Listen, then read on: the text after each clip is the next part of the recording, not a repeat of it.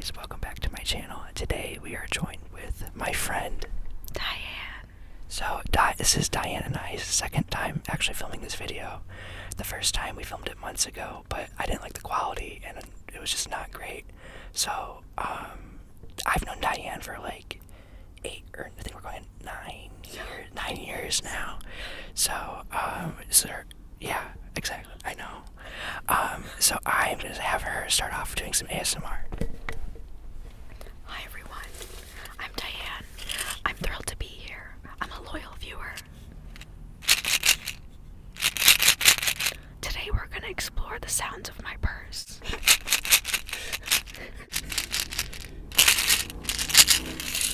Please don't look at my credit card number.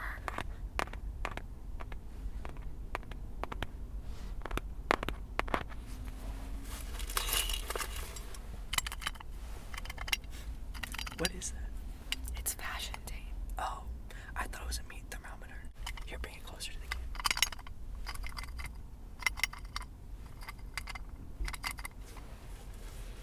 And that's just a preview and maybe an overview also of what's to come.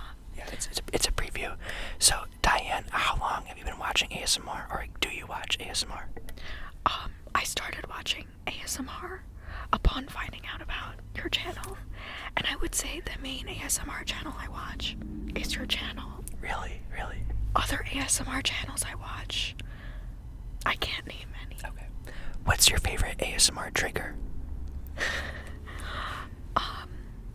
I liked how you worked with a lot of different ceramic ware and glass in a lot of your previous videos. I thought it brought a very classy coastal grandmother air to the channel. So I personally was a fan of when I was tapping on the base of that plant thing that I had. The terracotta plate. and that was spectacular. How could we forget? So do you get the tingles from ASMR, or do you just watch ASMR for relaxation? I think I get the tingles, but maybe not always in a positive way. I watch ASMR for friendship. She's a loyal subscriber. Exactly. Thank you. Yeah. I think it does help a little bit with relaxation for me. It very much sets the vibe. Yeah. I feel like I would like listening to this while studying, but I'm not in school anymore. I'm not either. Right. It's almost like We're both unemployed. and if you have any job opportunities, drop them in the comments down below. We need income.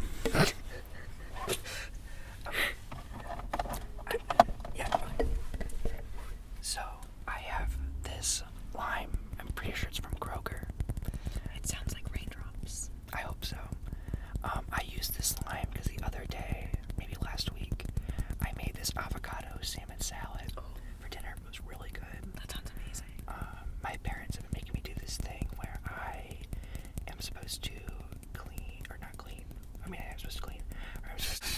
My parents have been having me do this thing where I cook a meal every Wednesday. So tomorrow I'm making, actually it's what I made for my dinner party. Oh, nice. Junior year. Okay.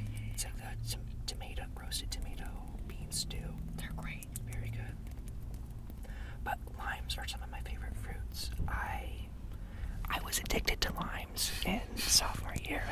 I was eating a lime every day because I got really scared I was gonna get scurvy, even though I had a pretty balanced diet and everything. I don't know, I didn't want to get scurvy, so And stay aware. This is a public service announcement. bring the microphone. Oh, this is a public service announcement. If anybody has any information on scurvy, drop it in the comments below. I'm really worried about getting scurvy. I still like to eat a lot of citruses. Citrus.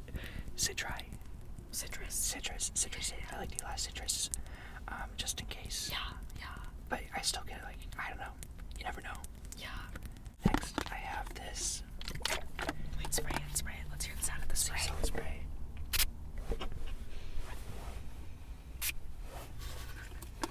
Wow. I got this off Amazon. It was pretty cheap and it works okay. Is it for hair? Yeah, I actually bought a new one, a different brand. I saw it on TikTok. Yeah. I did not buy it off TikTok shop. Yeah. But I went to the company's website and bought it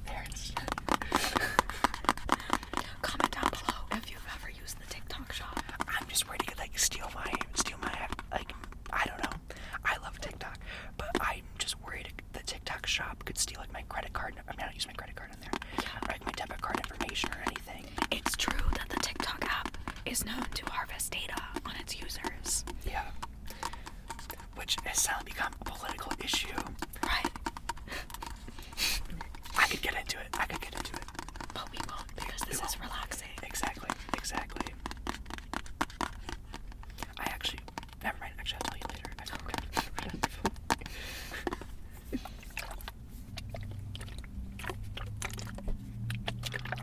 Do you want to try?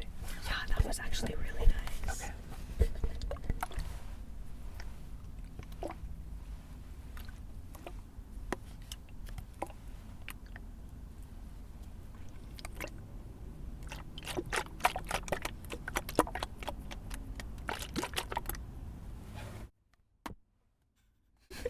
I just wanted to see what would happen.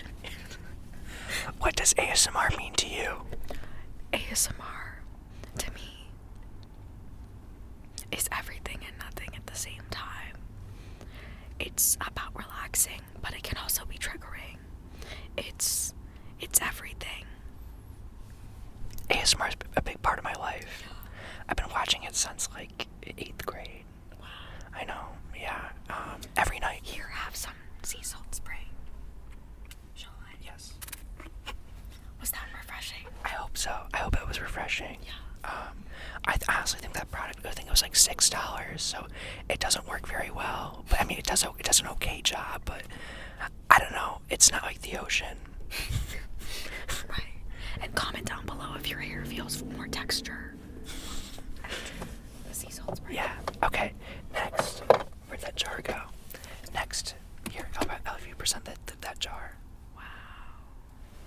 This is a jar of jam from a hotel that I stayed at when I was working during one of my many work trips. But start making sounds with it. I kept it because I liked that it was a small jar. And I had this other one that I emptied out of the jam because I'd used it. And then I put oil and I put olive oil and apple cider vinegar in there. And then I would use that to put my dressing in. And when I would go to work, I would bring like my salad and my dressing with me. But I didn't want it to mix because I didn't want it to, like soak up and get all soggy.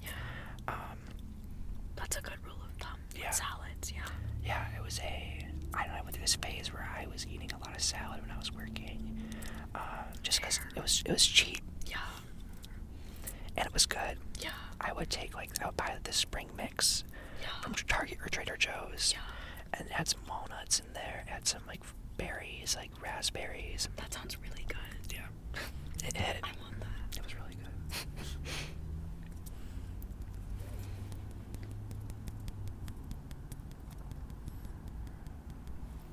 What's been your favorite YouTube video ever? My favorite YouTube video ever. Doesn't have to be one. Like not one of mine, but like My favorite YouTube video ever. My favorite YouTube video ever is probably the Olympic video of figure skating or ice dancing champions Tessa Virtue and Scott Moore dancing to Moulin Rouge. Okay. I've seen that video a lot. I'm trying to think what my favorite one is. I don't know if I have a favorite specific video. Out of your videos that you've done, what would you say is your favorite? My favorite ASMR video that I made. You've done, yeah. I really liked the fantasy one I did, even though like it was kind of cringy. But like I was really into video editing and like After Effects and stuff, and I kind of taught myself how to make all of those. Cringe is the new cool. It is. It is honestly embrace cringe in 2025. Yeah, like at the same time, it's important to be self-aware. Yeah. I think a big danger to modern society is people who lack self-awareness. I agree. I think also a paradox with being self-aware is anyone who says all the time and tells you that they're self-aware is never self-aware. They're actually going to be some of the least self-aware people you've ever met in your life. So watch out and stay vigilant. It's very true. But I also think it's important that you're not too self-aware because then you go into like the anxiety route, and that's where ASMR comes into play. Yes, exactly. That's exactly where ASMR comes into play. Yeah. I think my favorite YouTube video ever, I watch a lot of abandoned videos. They're like about abandoned buildings. They go into the history of them. I'm like laughing at all these people that are walking around. But I watch a lot of like abandoned ASMR videos. Well, not just ASMR videos. But I watch a lot of ASMR videos, but I watch a lot of just abandoned videos in general. Wow. And what do you think appeals to you about this genre of video, abandoned? well, I've actually made a couple abandoned ASMR videos. Right, but why do you like it? Oh, why do I like them? I like the Rambo part. I like the history. I like learning about something. I mean, like I was obsessed with like I think in high school I was like, I would love the 1800s. I really wanted to live in like a one-room schoolhouse. Atticus was a huge history nerd in high school. So were you. What's my name? Diane. That's not her real name. Or is it? Don't look me up on LinkedIn. I don't know what LinkedIn is. Me neither. It's why we don't have jobs. Yeah. I do really need a job. Yeah, I really need a job. But maybe I'm being a little picky. But you know what? That's okay. Here's another thing. If someone ever tells you you're being too picky about your job search, no. Because the thing is, you know what's best for you. I agree. I so agree. Yeah. I accidentally just like made a hole in this lime, so it kind of smells like citrus. Yeah, do you smell it? Wait, yeah, it smells so good. I think I accidentally like dug my nail into it by mistake. But I love limes. I'm probably gonna like eat this when I go home somehow. Wait, it smells so good. I know. Limes are just an important part of culture, an important part of a diet. They prevent scurvy, probably.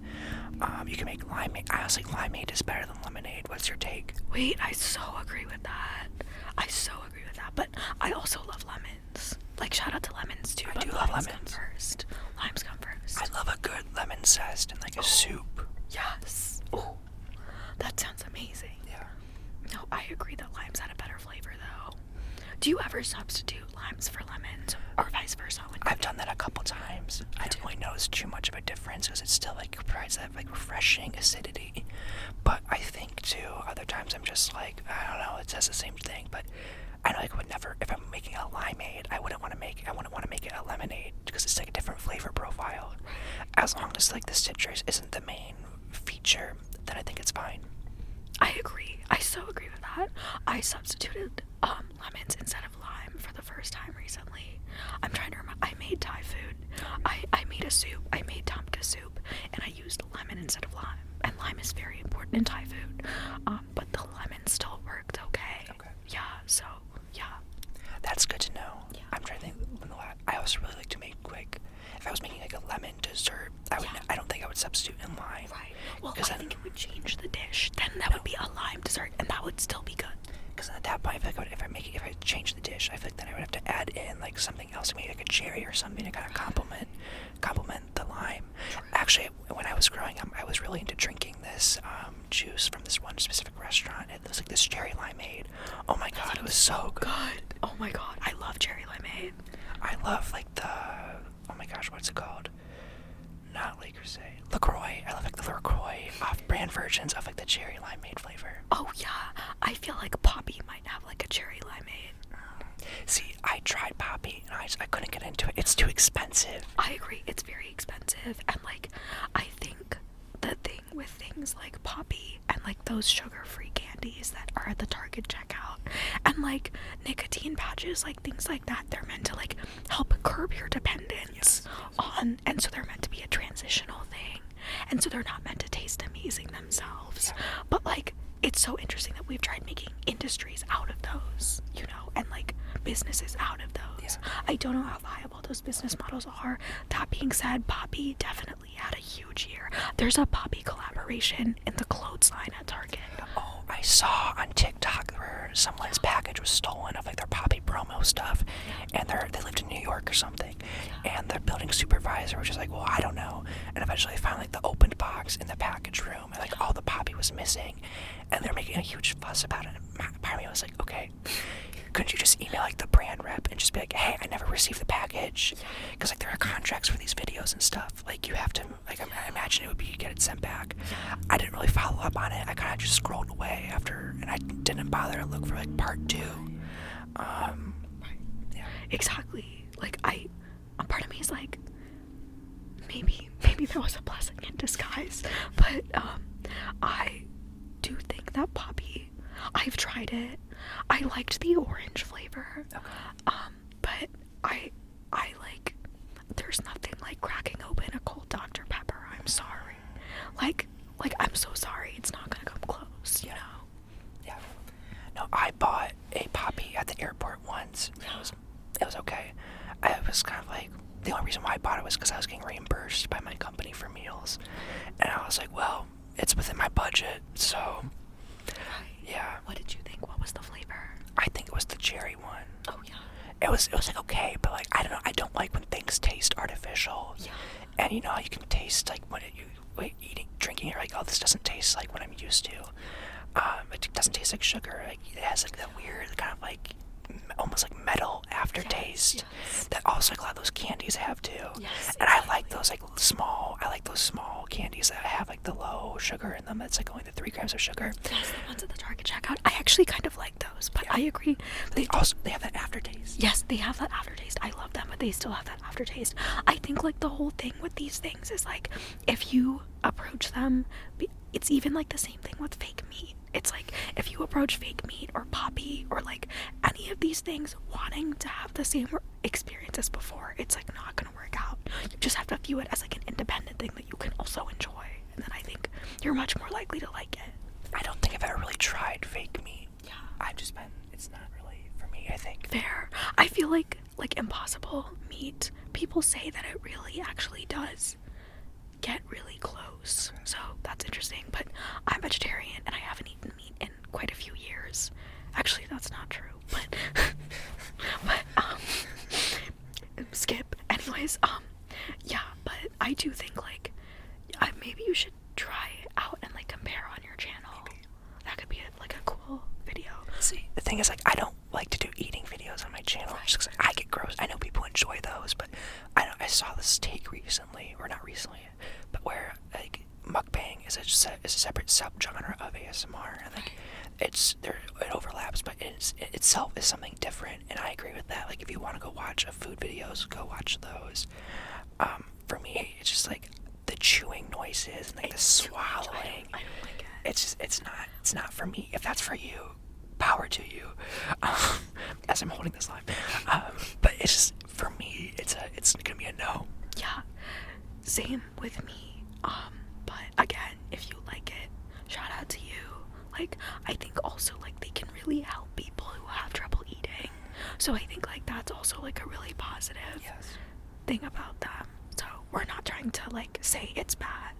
Shout out to them. Yeah, more power to you. It's just not my personal cup of tea. Right. Like, there's something like very instinctual about my reaction to the sounds that is not positive. But I feel like if you can get past that, or you don't have that, or you have that instinct with different sounds, then like it's like a great thing to engage with. Yeah. Okay, any final thoughts before we wrap up? I think limes were the star of today. I think comment down below whether you want to see more of the texturizing spray, and this was a great dessert. Also, let us know if you're team lemon or team lime. Okay, we're gonna end it here. Bye, guys.